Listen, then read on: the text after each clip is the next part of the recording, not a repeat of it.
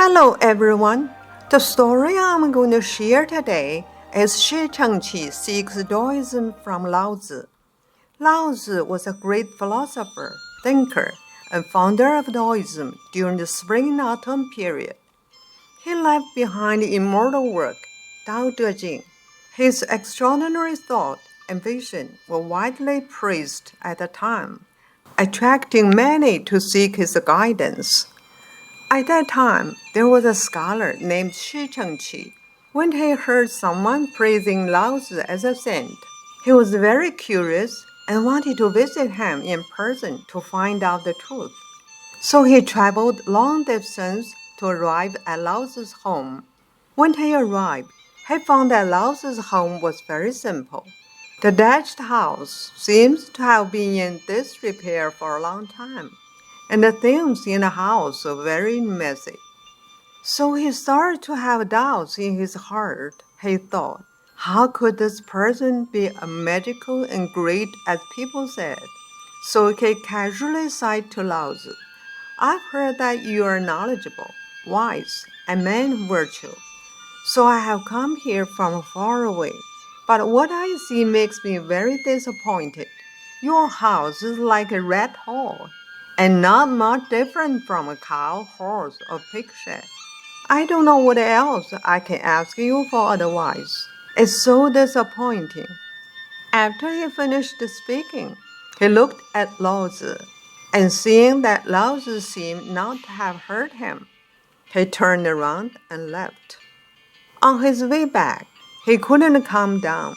He was wondering, if he is so famous, why didn't I see anything special about him in front of me?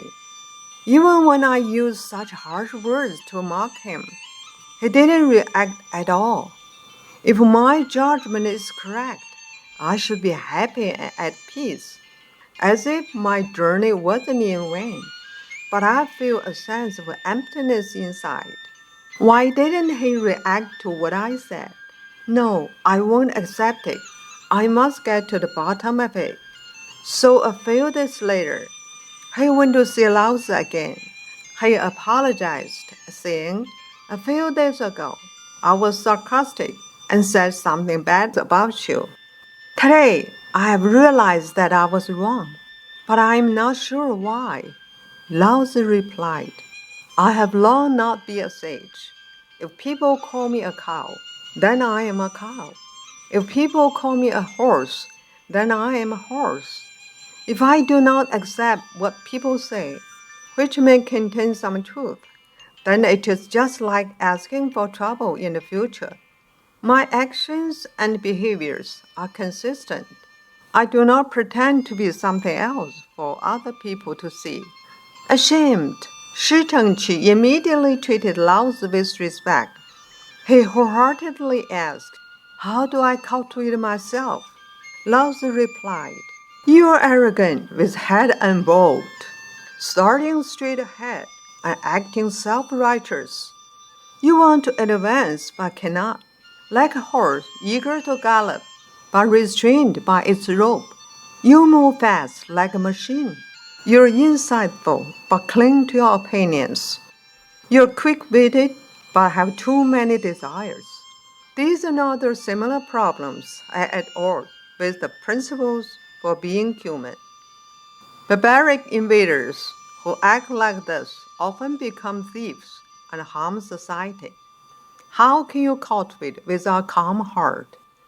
Then Laozi continued, the way is always natural, but at the same time, the development and change of all things cannot be separated from the laws of the way.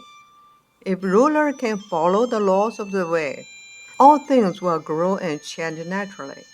When things develop to the point where I want to make a difference, I will use nameless simplicity to calm them down, allowing them to return to nature and their true selves.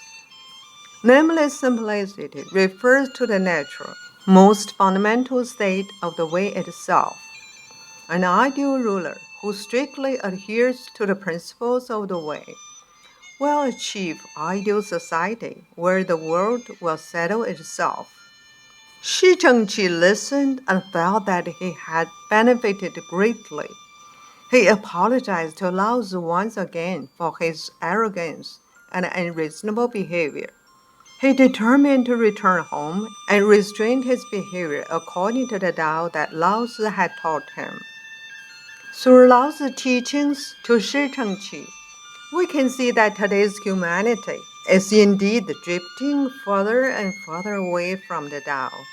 Sadly to say, people would experience calamities such as earthquake, plague, and flood. And these calamities are caused by human beings themselves. Therefore, a return to tradition is imperative. May each of us re-examine our thoughts and actions and work together to return to the way that leads to God's beautiful world. Thank you very much for listening to the story. More touching stories will be ready for you if you just subscribe it. Thank you again.